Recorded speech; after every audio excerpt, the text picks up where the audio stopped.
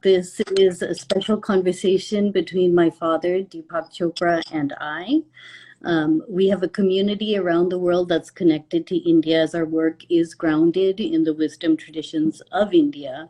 So we thought it's very important for us as a family, as a Chopra community, to share our experience and then also how we are trying to help and how we invite you to join us as well. So my father, Deepak, is here. And Papa, that's what I call my father.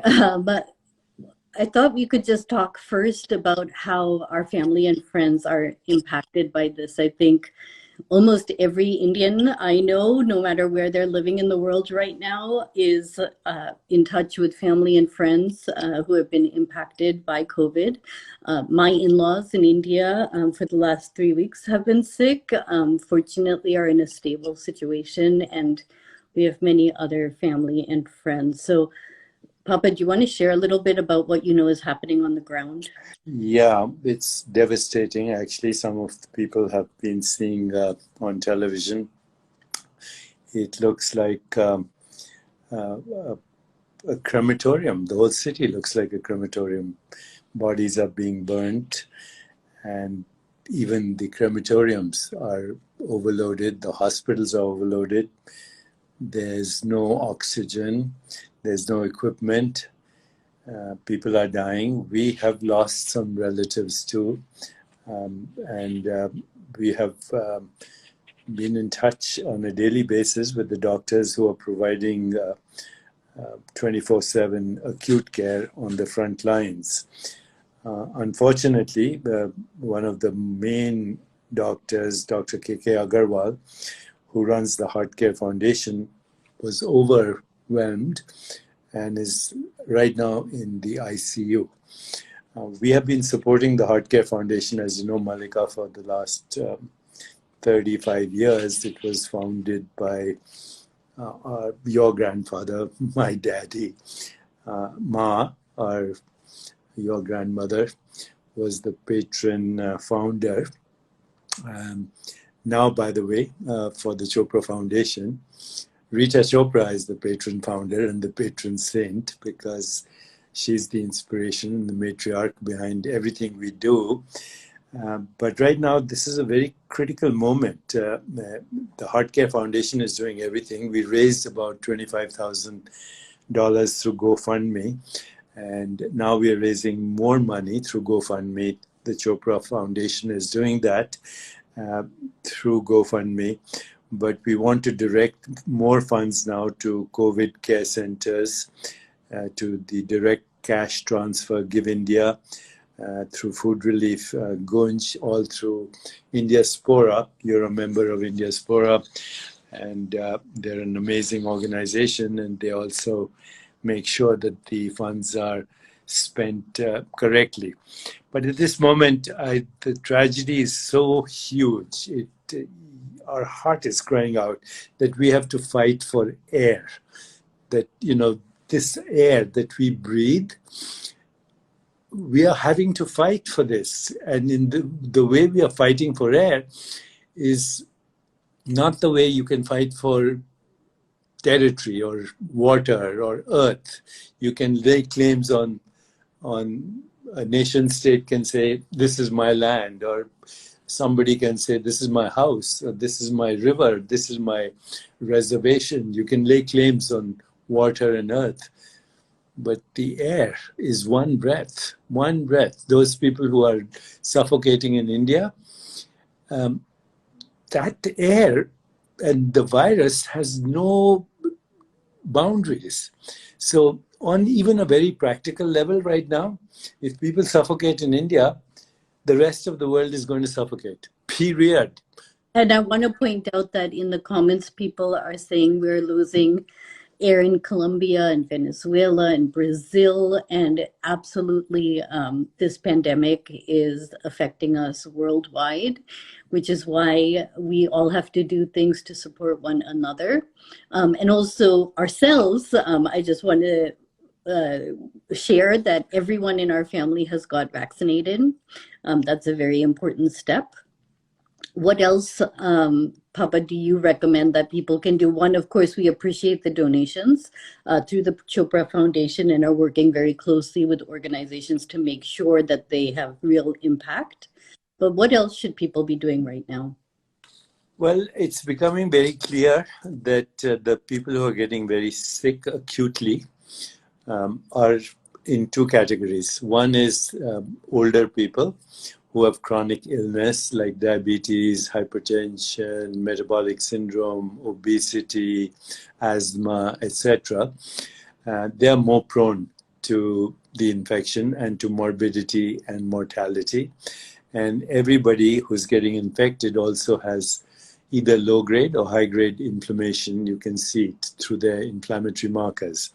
The younger people who are getting infected, it's very strange now what we're discovering. One of the things we're discovering is that they're getting acute inflammatory storms. So inflammation is normally a protective response to injury, but the younger people and older people are also getting inflammatory storms, and we're learning a lot what that's doing. So that's causing damage at the level of micro vessels. And if somebody has a weak heart, they get heart attack. If somebody has brain disorder, then they get brain inflammation. If they have kidney problems, they get kidney disease. Bottom line, if it's not controlled, it causes what we call total body organ failure.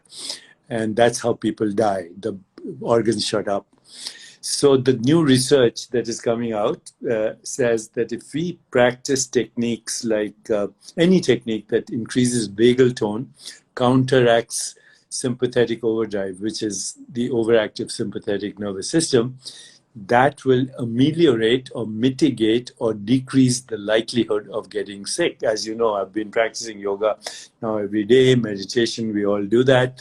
But in addition to meditation, deep breathing, and learning a little bit of pranayama, even chanting, vocalization, anything that stimulates the vagus nerve. And there's now evidence that Indians in particular and brown-skinned people or dark-skinned people also have vitamin D deficiency. And unless you correct that, it increases the risk. So increasing vagal tone through breathing, yoga, exercise, meditation, mindful awareness, chanting, even singing.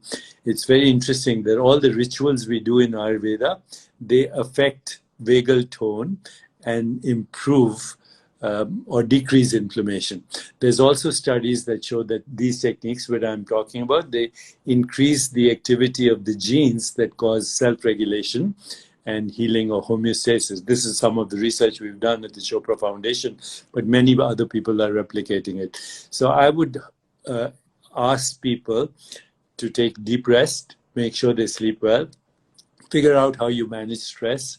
You can manage stress through all the techniques we offer at Chopra Global and elsewhere, but you can also manage stress through looking at humorous videos, laughing, through massage, through imagination, through visualization, through singing, through poetry, through storytelling, through entertainment. You can do so many things, but main thing is to manage stress. The third thing we could do is emotional resilience. This is the time to recognize that empathy, which means feeling what the other feels, compassion, the desire to alleviate suffering, and then love in action, not just love and say, I love you, love in action, because love without action, as you know, is meaningless, and action without love is irrelevant. But when you do practice love in action, the whole world wants to help you. So this is what we want to do right now. We want to help, but we want the whole world to help as well. That is why this initiative that you helped actually create through Indiaspora, and the fact that Heart Care Foundation was able to initiate this, but now we need to scale it in a big way globally. And for us, it's our duty. India gave us everything who we are. And India's culture is influencing the whole world. India is suffering, and we are suffering, and the world is suffering. And as we said, there's one breath, there's one life. We can't divide the air. We cannot, say, okay, this is my air and this is not your air. It's not possible, nor can we prevent the virus from moving through the air across boundaries. It's invisible. Everything is invisible, and right now we are dealing with what you might call a predator that's invisible because, frankly speaking, we've polluted the air, we've muddied the waters, and we destroyed the earth. So those are long-term situations. We don't have to talk about them. When your house is burning, the Buddha said you don't try to figure out who lit the match, who bought the match, where was the match manufactured. You have to put the fire out. And right now, that's what you need to do. We desperately need everyone's help. And as you just said, the comments are showing Colombia, Brazil, everywhere. One air, one life, all sentient beings are involved right now. So with your help and with Chopra Global's reach also, and Chopra Foundation's dedication, both of us, Chopra Foundation, Chopra Global, and the rest of the world, and all these wonderful organizations like Indiaspora, we need to harness the collective love in action and the collective resources of the world so we can all breathe. We can all breathe. Okay, so I want to again just thank everyone who's joined, invite you to visit the Chopra Foundation Instagram page, which will link to the GoFundMe campaign, as well as here on @Chopra. And once again, we are sending funds, 100% of the funds, to the Heart Care Foundation, which is an organization working on the ground in India, started by my grandfather. That was the first tranche, but the next tranche will be going to Indiaspora, who is making donations to the Wish Foundation for COVID care centers, Give India for financial support for families impacted by COVID, and Goanch and Jan Sahas, which are giving food relief and livelihood assistance for migrant workers and other vulnerable groups. And as our global community here shares what's going on in other parts of the world, we too will be looking to support organizations globally. So thank you very much. Thanks, Malika. Thanks, everyone. God bless. Stay healthy. Take care of yourselves and help take care of the world. Thank you. Thank you. If you want another amazing video highlighting excellence in the Indian community, check it out right there next to me. I think you'll enjoy it. Continue to believe, and I'll see you there.